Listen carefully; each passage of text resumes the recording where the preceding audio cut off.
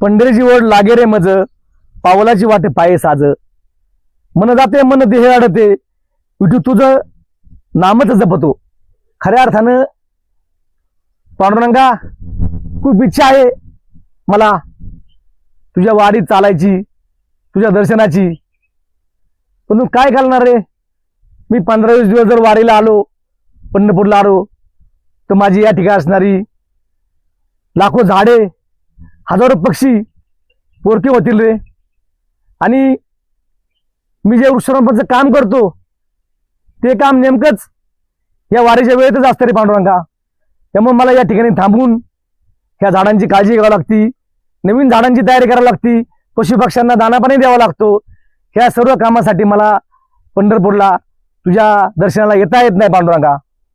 पण एक सांगतो, मी रोज तुझं नाम घेतो, रोज तुला मी या झाडामध्ये, या पक्ष्यामध्ये, या पाण्यामध्ये मी तुला पाहत असतो रे देवा, आणि तुझं दर्शन घेत असतो.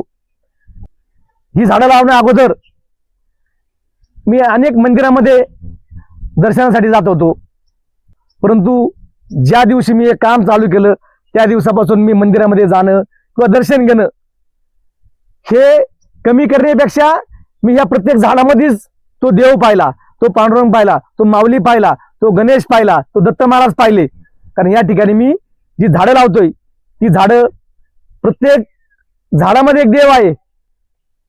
औदुंबरामध्ये दत्त महाराज आहेत, वडामध्ये वटवृक्ष स्वामी समर्थ आहेत, पिंपळामध्ये देव आहे, लक्ष्मीतूरमध्ये लक्ष्मी आहे, तुम्ही लावलेलं कदंबाचं झाड असेल, अशी अनेक झाडं देवा या ठिकाणी आपण लावतोय.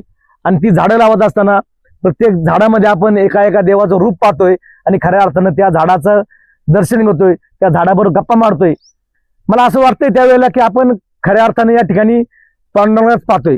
आणि हीच खरी भक्ती, माझ्या मनाने हीच मला माझी भक्ती वाटते आणि माझी श्रद्धा वाटते की खऱ्या अर्थानं आपण करत असलेलं काम इथून पुढच्या काळामध्ये या सजीव असणाऱ्या हजारो लाखो पशुपक्ष्यांना कामी येणार आहे, हजारो माणसांना कामी येणार आहे, या जमिनीच्यासाठी कामी येणार आहे, अनेक नागरिकांना ऑक्सिजन मिळणार आहे. त्यामुळं मी हे काम करतो आणि या कामालाच माझं ईश्वरी कार्य मानतो. ह्या कामामध्येच मी देवाला पाहतो आणि ह्या कामाच्या माध्यमातून मी असलेली सेवा ही पांडुरंगाची सेवा असं समजतो. त्यामुळे पांडुरंगा, मी याच ठिकाणून तुला या ठिकाणी तुझं दर्शन घेतो, तुला नमन करतो.